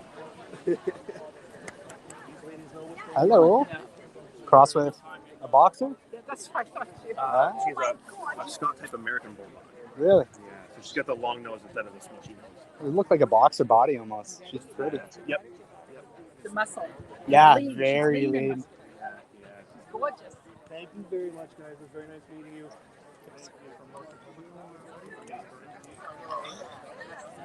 You got the exact same gimbal. Yeah. Except you're smart to have the extension on. Save yourself a little bit. Oh, man. So you're from Diverge Media? I am, yeah. Out of Kitchener. Oh.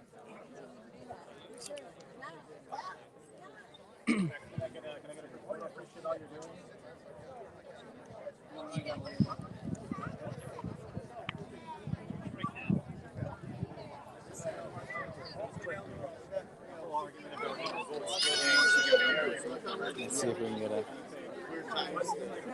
Something happened. Well, actually, I mean, this is just one of the concepts. I haven't.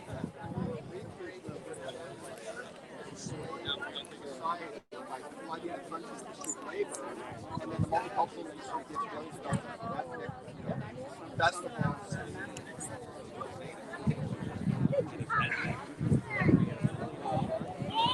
So again, just apologize everyone.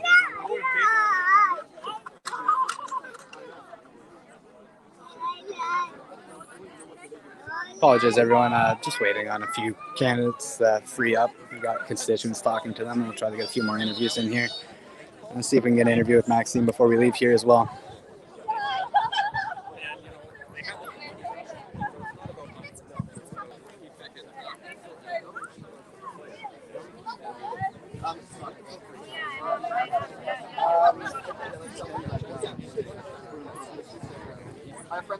Did you get Max's French speech?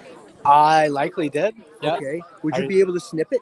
Yeah, if you want a copy. Yeah. I heard. Yeah. Yeah. It's because I fucked up and I had my finger on the fucking. I'm used to using my Osmo Pocket, so I had my finger on the one lens that was the one that was filming. You got a card, or actually, can I give you the number to send it to? I'll just wait till after here because we don't want to give that number. I'm on live. Yeah, Oh, so we don't want to give that out. okay. So, All right, yeah, okay, you know, all right, okay, yeah, so- no problem. Okay, so and I can send that to you. let me write down who to send it to. Okay, you gotta. Just write it somewhere on there if Awesome, you can. man. Okay, yeah. I'll write it down. Who's got a pen? If you can't find one, I'm sure I have one in the car.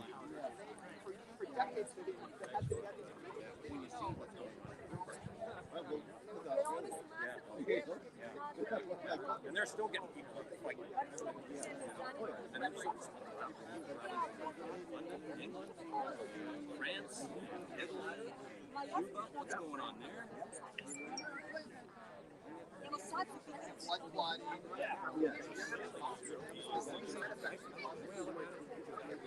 If you could upload it to that phone number, I would greatly appreciate it, man. And then do me a favor and then just text me at this number to let me know you've done it, so I can alert our media guy.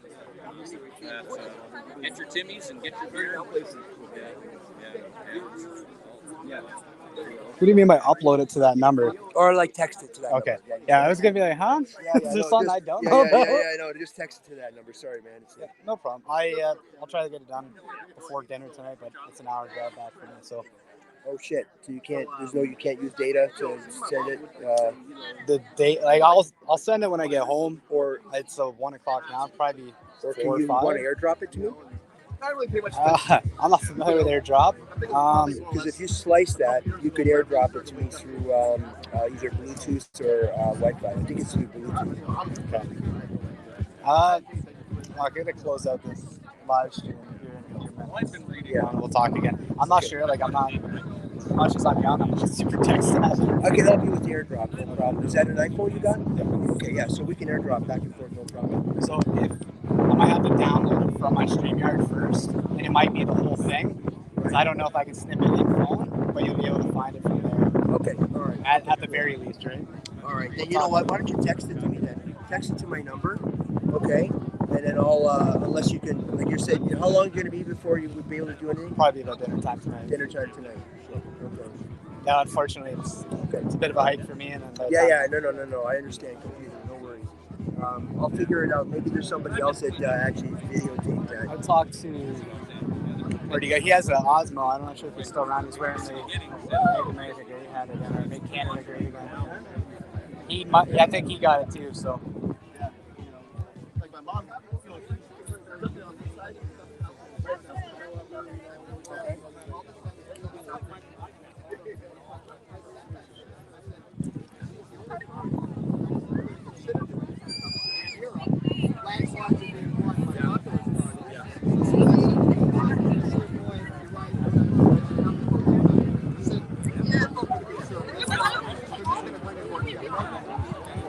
It would be a mistake to do that. So.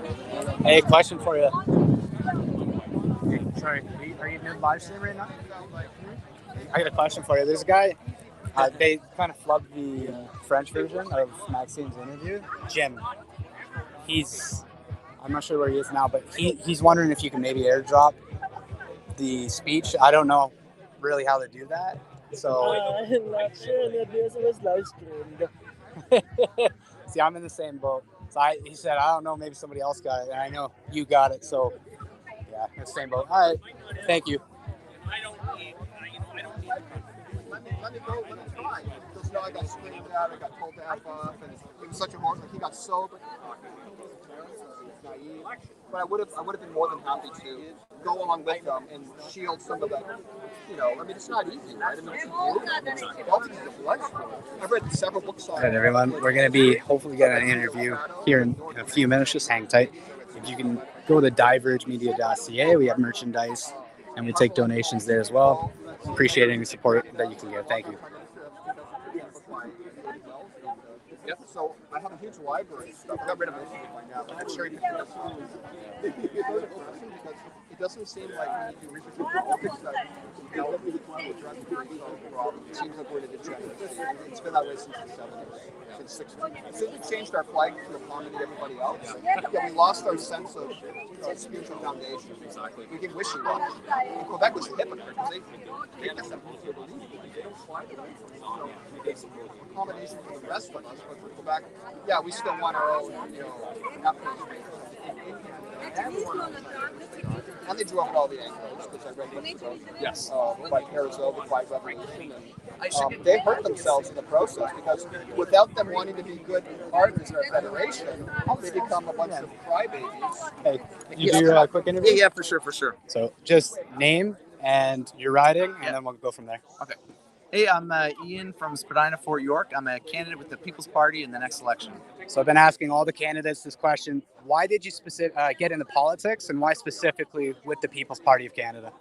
I always thought I'd run into politics, but it would be later in life.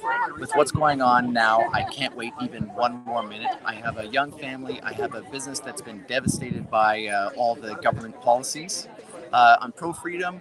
I want people to be able to decide to wear a mask, to decide to get a vaccine, and really to decide what they want to do with their life. I don't think government has the moral authority to tell people what to do.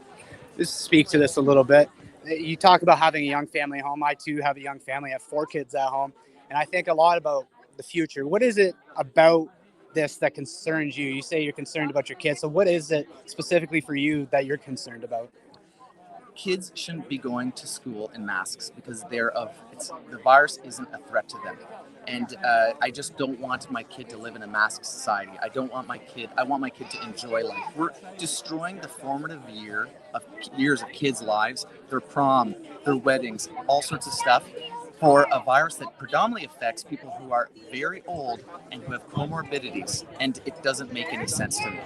Does it feel like to you that the kids have kind of been used in this sense, almost as like a political expedience to kind of perpetuate the restrictions and lockdowns forward? Like we need it in schools, we need people to continue with this compliance, even if it doesn't make sense scientifically, simply because it's the narrative that's being fed to Canadians right now. Kids have been used as cannon fodder in this situation, and it's pathetic. BC never closed schools, and Ontario closed schools. They have better results than we do.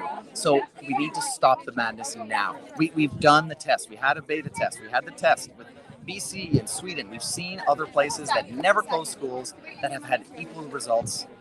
So it needs to stop now. What do you think it is, like the reason for the push for the mask mandate from really both sides, conservative and liberal? Why are they so fixated on these restrictions that, for instance, the Ontario Nursing Association lost in court 2015 and 2018 against mandatory masking for influenza? We know that influenza is actually more harmful to children than COVID. So why do you believe that both parties or all parties have really hung their hat on this type of restriction that doesn't seem to merit any of it? The science doesn't seem to back it up at all. Government works best when it's the referee at a hockey game, and you don't notice it, and when they're looking out for people's rights. The unfortunate thing is there's lots of money to be made right now in the pandemic. A lot of billionaires have made a lot of billions of dollars. The stock market is skyrocketing. So I think it's unfortunate. I think there's just money to be made in a lot of these policies, whether it's pharmaceutical or masking or PPE. And so those people are looking out for their best interests. They want, if you own a mask company, you want everyone masked. It's just good business. So it's up to government to say, we're not going to mandate these things. And it's up to you to decide if you want to wear a mask. And just closing out one more time, your name, your riding, and why somebody should part with their vote, not necessarily for the People's Party of Canada, but you specifically as the candidate representing them and their riding. So my name is Ian Rhoden, PPC candidate for Spadina Fort York.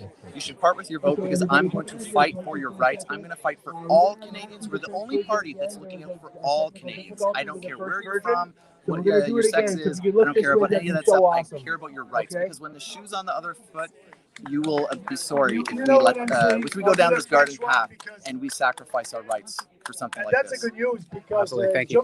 Thanks for that. Are you with that Diverge? I am, yeah. I've seen some of your stuff. It's awesome. Appreciate it. Come up and say hi. I've actually legitimately been trying to reach out to you because I've seen that. So, okay, are you ready? Yeah.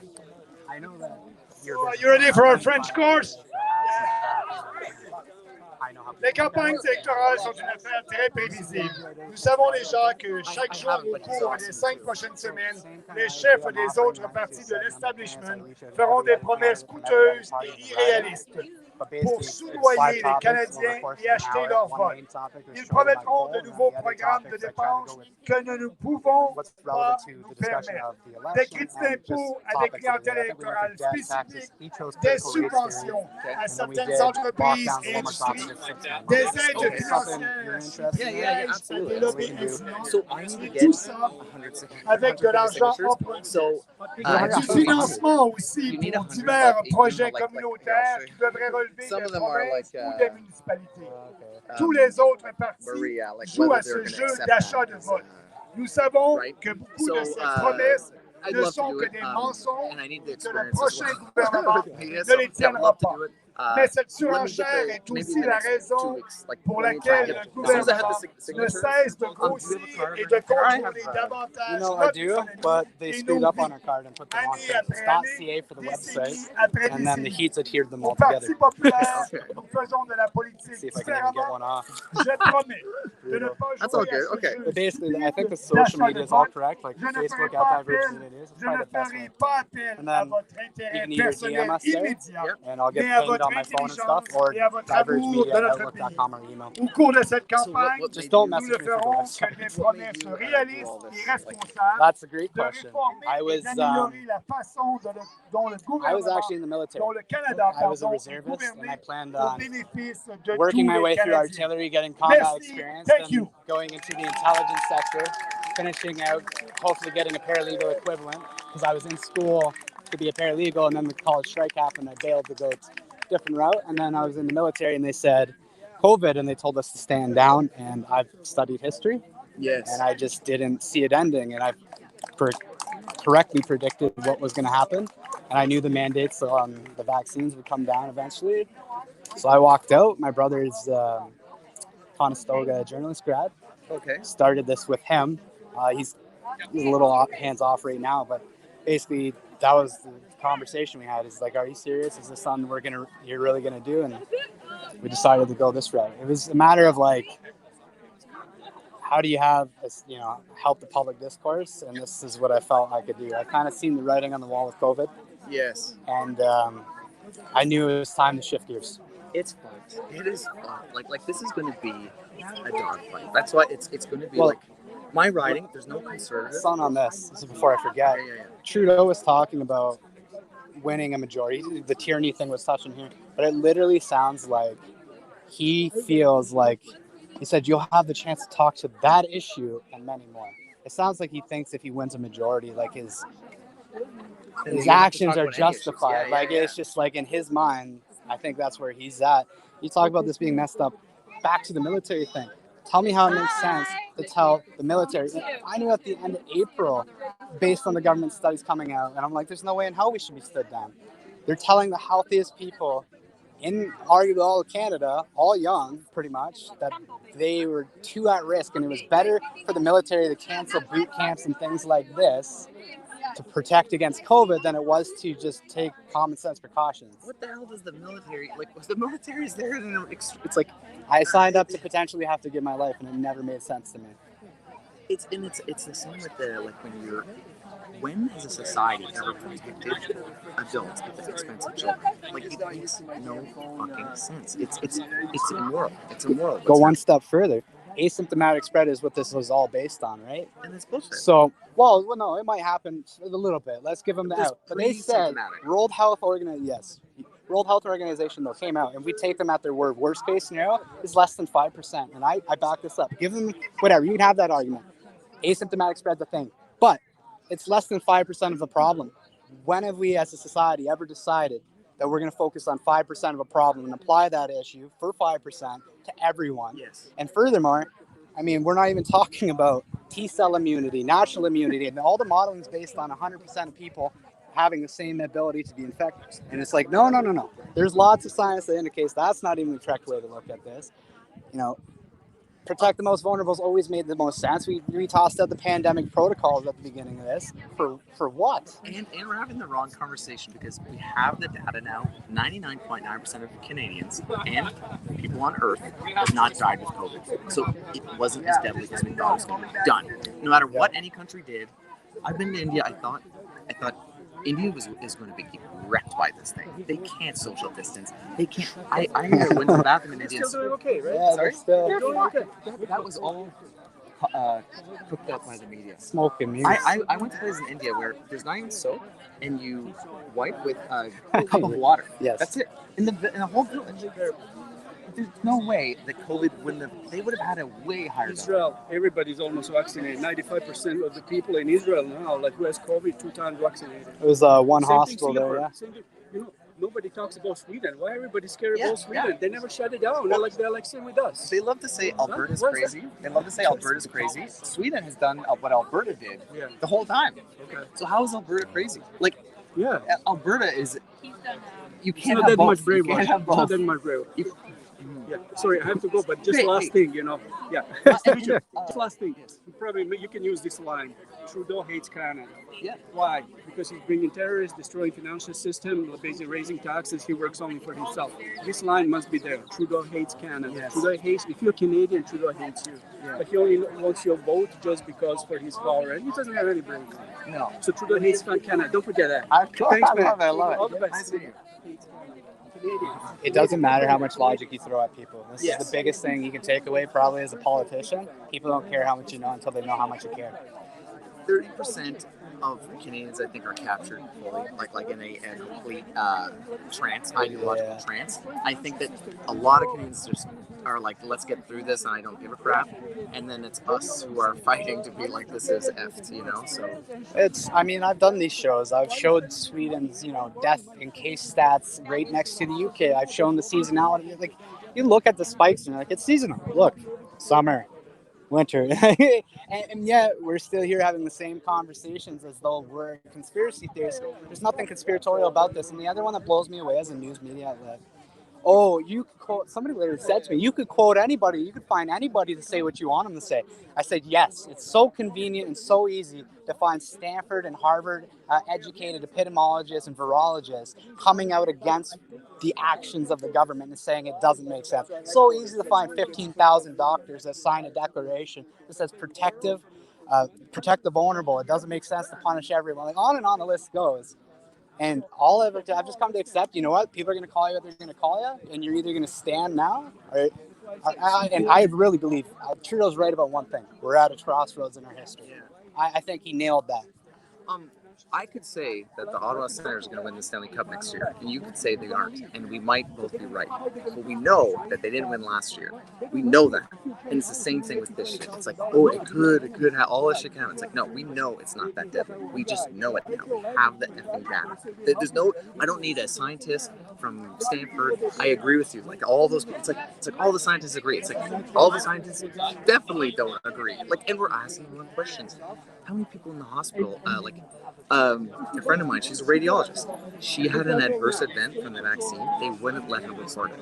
Yep. Then she went to get her second shot, and they said, you got Moderna. Well, we have to give you Pfizer. And she said, do you have any data that says mixing and matching is fine? They said no. Yep. So why are you asking me if it's okay? Ask. Like just look at the logic. You don't need to be a doctor to get those. You see how many adverse events are reported already. I mean, there's over 200 cases of myocarditis just in Ontario, according to the government's reports. I have friends that bat their eyes at that, and they don't understand. Like, listen, they're not they're not even looking for these issues. They're trying actively, in my opinion, not to look for them. What makes you think that you get what you expect to see? It's safe and it's effective.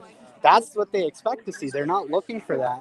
So why do you think you can really trust those numbers? Bears says it's about 10% of what the actual reports are. I think there's been more adverse event reports on bears in the last year and a half than there was in the last 30 or 40. Oh, no, it's like of all time. Of all time? Not even. Now, I did an article a couple of months ago. It's like 40 years. So it might be all time now. That's nuts. Now it's like, and something like there's the deaths, the amount of deaths from the vaccine.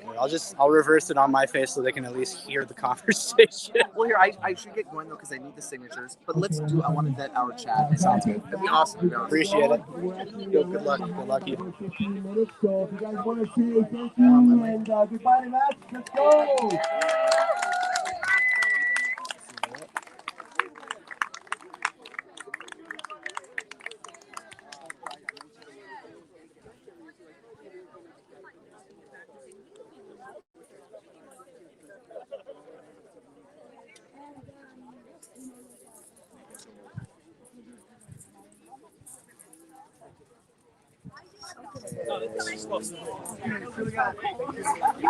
Thank you a lot for coming, everybody. Fast, you got fast, real fast. Get in there. Get in there. Oh, yeah. Okay, brother. There you go. You're all set to go. All right, everybody. Thanks for coming. Thank you. Hopefully we see you. No. Oh, yeah.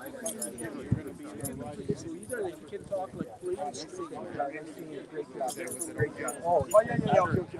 Absolutely. Max, nice seeing you, buddy. Thanks for coming out. Work hard. We got him. I got 99. Can you grab the banners for me and just bring it into my car? Mr. Bernier, can I get 2 questions with you before you leave? I can walk with you. So, I'll turn this around so people can see who we're talking to first off. Sorry. Basically, 2 questions. One that comes to mind. Do you think that Andrew Scheer was a more conservative leader than Aaron O'Toole? No, they are the same. I said at the time Andrew Scheer is a liberal light and O'Toole is the same. Andrew Scheer was not for pipelines. He was not. He was against. He was for the Paris Accord and all these subjects. That's the same. Just O'Toole now with the wake culture. O'Toole is more like the liberals on identity politics, on racial politics. He's doing the same thing. Like I said, he wants to borrow money to buy votes like Trudeau. So they are the same. Touching on last question here, the debt's at a projected $1.2 trillion.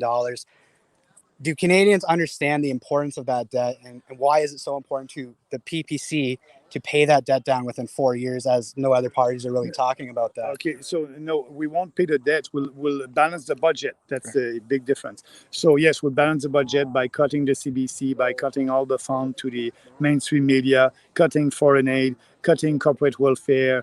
And so you can go on our platform and read our platform on that. But yes, it's important to balance the budget because after that, we want to lower taxes.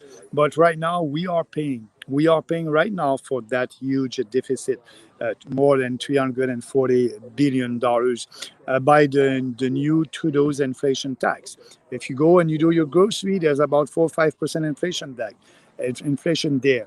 Inflation is a hidden tax. You can have the same amount of money in your pockets, but you won't be able to buy the same amount of goods and services with that money. Your purchasing power is going down. Your standard of living is going down. You are poor. Inflation is a tax, and we have that Trudeau's inflation tax right now, and the inflation will go up. So we are paying. People are saying, "Oh, that's our children and our grandchildren that will pay for that huge deficit." No, we are paying right now, and it will be worse. So we must stop that, and that's why at the PPC we have a plan to do it. Appreciate that. And it's safe to say that these promises that are coming out of both governments that are unaffordable will lead to more of the same, more inflation, more or less purchasing power, and that's harder on the people on pensions, on fixed incomes, and the families. Everybody, it's a hidden tax, it's a regressive tax. Everybody's paying that because if I'm saying that in the grocery right now, there's 4%. Everybody has to go to a grocery. everybody has to eat. So that's affecting everybody, the rich and the poor. So we must stop that. Appreciate it, Mr. Bernier. Thank Good you. luck on the campaign trail. Thank you. Thank you. Thank you. Hey, you came here. All right, everybody. That's pretty much a wrap for me here. Again, be trying to put up short clips of these events. We'll try to get the different candidates short clipped up. And again, we're going to be trying not just to be out to, People's Party Canada events, but all events from all parties, and we'll see how we're treated at the different events. So if you want to support Diverge Media, go to divergemedia.ca. We have merchandise there. We have hats and shirts. Media's a virus shirt, custom made. We had an artist commissioned to do that design just for us. So check that out. And thank you so much for joining us. We'll see you next time.